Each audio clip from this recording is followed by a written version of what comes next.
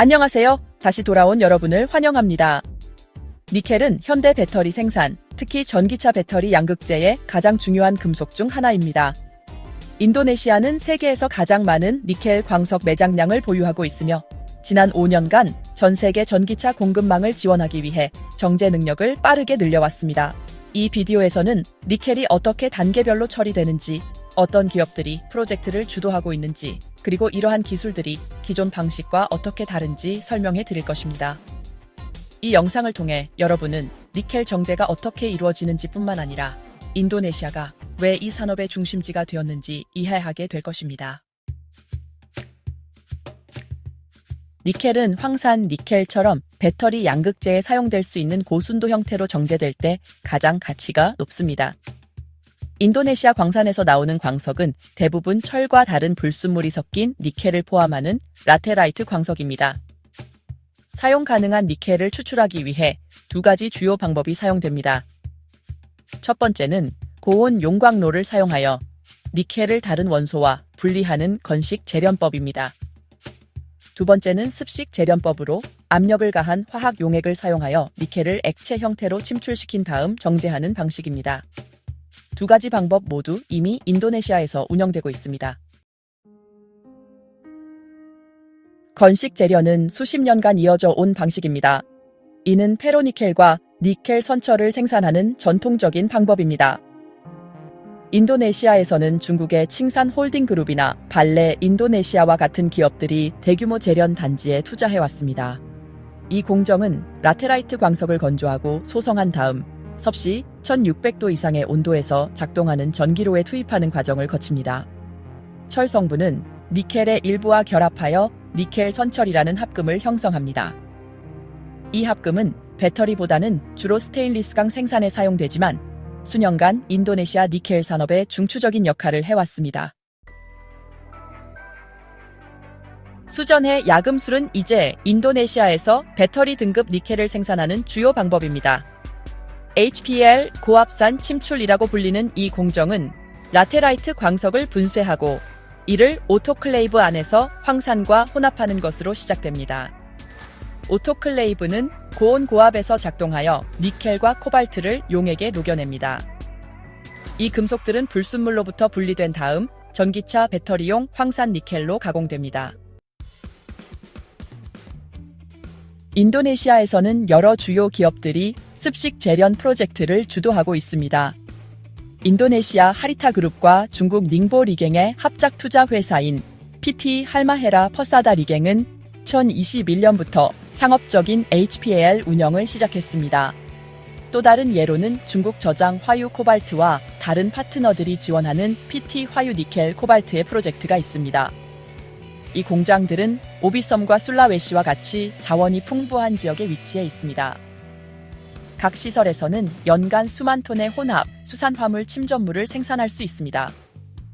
이 침전물은 니켈 황산염으로 정제되어 CATL과 LG 에너지 솔루션을 포함한 배터리 제조업체에 수출됩니다.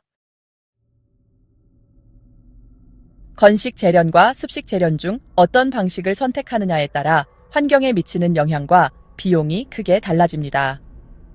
건식 재련은 엄청난 양의 전력을 소비하며 더 많은 가스 배출을 초래합니다.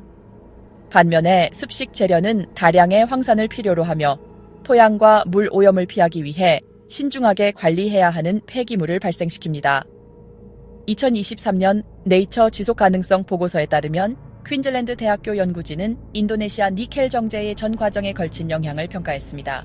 그들은 HPAL 방식이 배터리 니켈 생산에 더 적합하지만 폐기물 관리와 에너지 조달 방식에 있어 대대적인 개선이 필요하다고 결론지었습니다.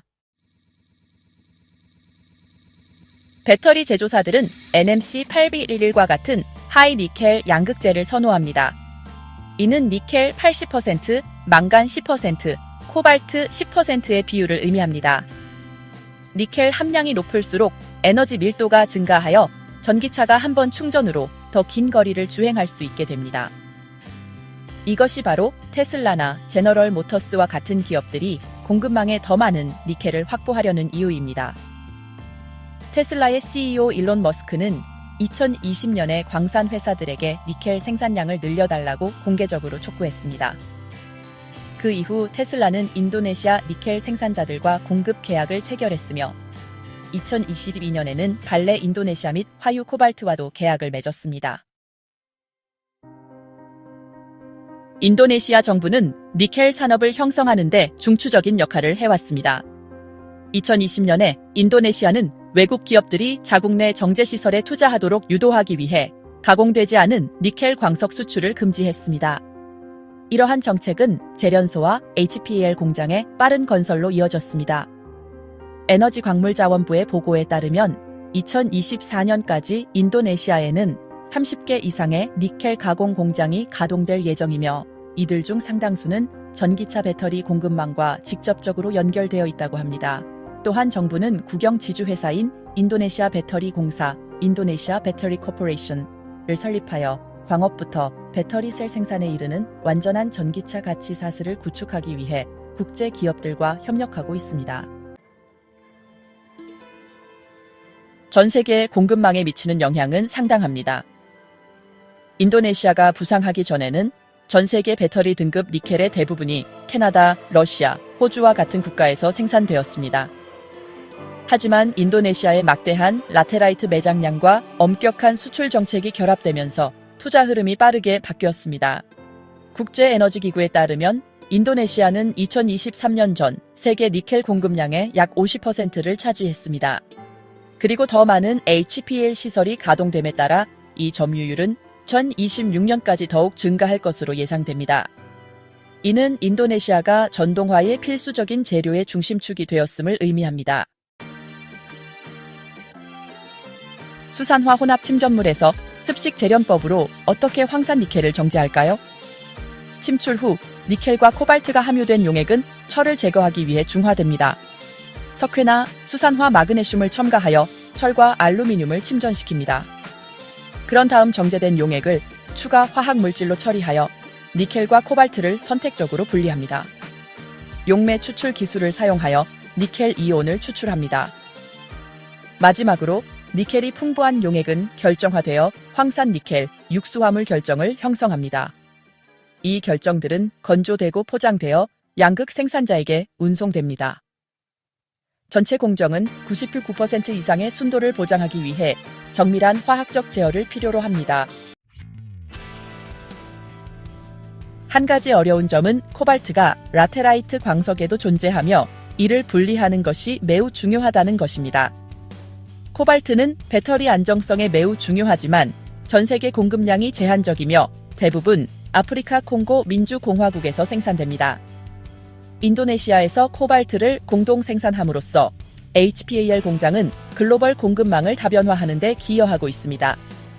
GEMco Ltd와 CNGR Advanced Material 같은 기업들은 양극자의 생산을 위한 니켈과 코발트 확보를 위해 인도네시아에 투자했습니다. 이러한 이중 생산은 인도네시아가 니켈 허브일 뿐만 아니라 글로벌 코발트 시장에서도 점점 더 중요한 기여자로 자리매김하는 데 힘을 실어주고 있습니다. HPAL 공장의 물과 산 관리는 또 다른 복잡성을 야기합니다. 처리되는 라테라이트 광석 1톤당 수백 킬로그램의 황산이 소비될 수 있으며 이 과정에서 엄청난 양의 담수가 필요합니다. 엔지니어들은 폐기물 흐름에서 황산을 회수하여 침출 공정으로 되돌리는 산 재활용 장치를 실험하고 있습니다. 인도네시아 반둥 공과대학교에서도 산업계와 협력하여 이와 유사한 시스템을 연구하고 있습니다. 이러한 방법들이 산업 규모에서 성공한다면 폐산 방출량을 절반 이상 줄여 비용과 생태학적 위험을 동시에 줄일 수 있을 것입니다. 오래된 기술과 비교했을 때 건식 재련에서 습식 재련으로의 전환은 마치 19세기 알루미늄 생산에 호레루 공정의 개발이 필수적이었던 것과 유사합니다. 건식 재련은 스테인리스강 생산에는 여전히 효율적이지만 배터리에 필요한 화학적 형태를 제공할 수는 없습니다. 습식 재련은 여러 어려움에도 불구하고 NCM 및 NCA 양극재에 필요한 황산 니켈을 생산하는 유일한 방법입니다. 그 결과 지난 5년간 전 세계 배터리 기업들의 투자는 거의 전적으로 HPAL, 고압, 산성 침출 방식에 집중되었습니다.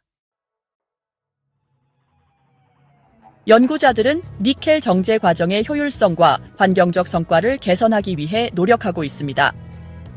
2022년 싱가포르 국립대학교의 과학자들은 Journal of Cleaner Production의 한 연구를 발표했습니다. 그들은 산 사용을 줄이기 위한 대체 침출제를 연구했습니다. 한편 MIT와 ETH 취리히 팀은 더 안전한 폐기물 처리 과정을 모델링하고 있습니다. 바스프 BASF와 같은 기업들은 핀란드의 다운스트림 공장에 투자하고 있으며 통합 양극재 생산을 위해 인도네시아에서의 파트너십을 고려하고 있습니다. 이러한 혁신들은 니켈 정제가 배터리 기술과 함께 계속 발전할 것임을 보여줍니다. 2026년까지 인도네시아의 니켈 산업은 전 세계 전기차 수요의 대부분을 공급할 수 있는 규모에 도달할 것으로 예상됩니다. 현대자동차와 도요타를 포함한 자동차 제조업체들은 이미 인도네시아에 전기차 생산 시설을 건설할 계획을 발표하며 현지 니켈 자원을 최대한 활용하고 있습니다. 통합 공급망의 존재는 인도네시아에서 조립된 차량이 국내에서 가공된 니켈로 만든 배터리를 사용할 수 있음을 의미합니다. 이는 과거의 원자재가 정제를 위해 해외로 운송되던 것과는 매우 대조적입니다.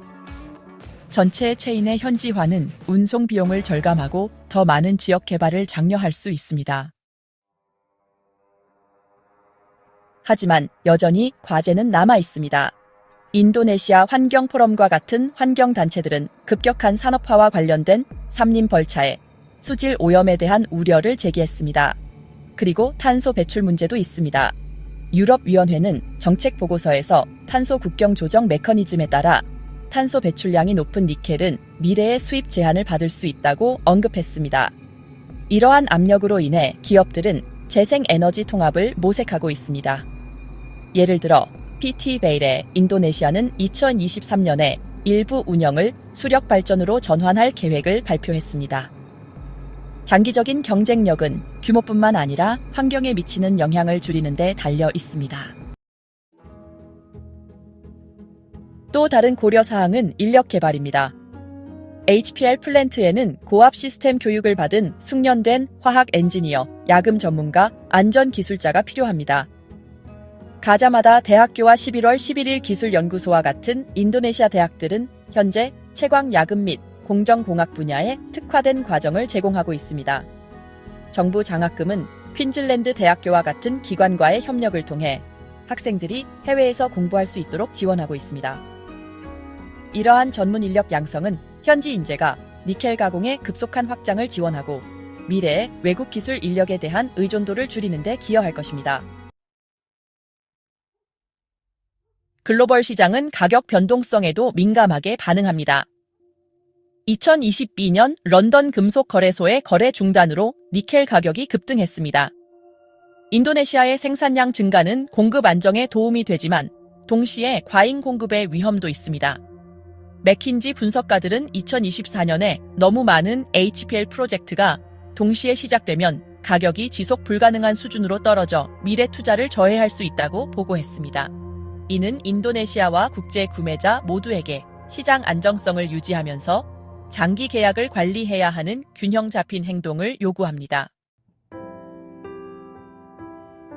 결론적으로 인도네시아의 니켈 가공 산업은 이제 전기차 혁명의 중심에 서 있습니다. 재련 야금술은 여전히 스테인리스강 생산에 중요하지만 고압 산성 침출법 HPAL을 통한 습식 야금술은 괴너지 밀도 배터리에 필요한 황산 니켈을 생산합니다. 칭산 티싱산과 같은 주요 기업들이 발레 베일의 화유, 하리타, 그리고 LG와 같은 기업들이 수십억 달러를 투자하면서 인도네시아는 글로벌 공급망에서 중요한 역할을 확보했습니다. 앞으로 몇 년간 성장세를 유지하면서 환경 및 경제적 문제를 해결할 수 있을지 지켜봐야 할 것입니다. 시청해주셔서 대단히 감사합니다. 좋아요와 구독 부탁드립니다.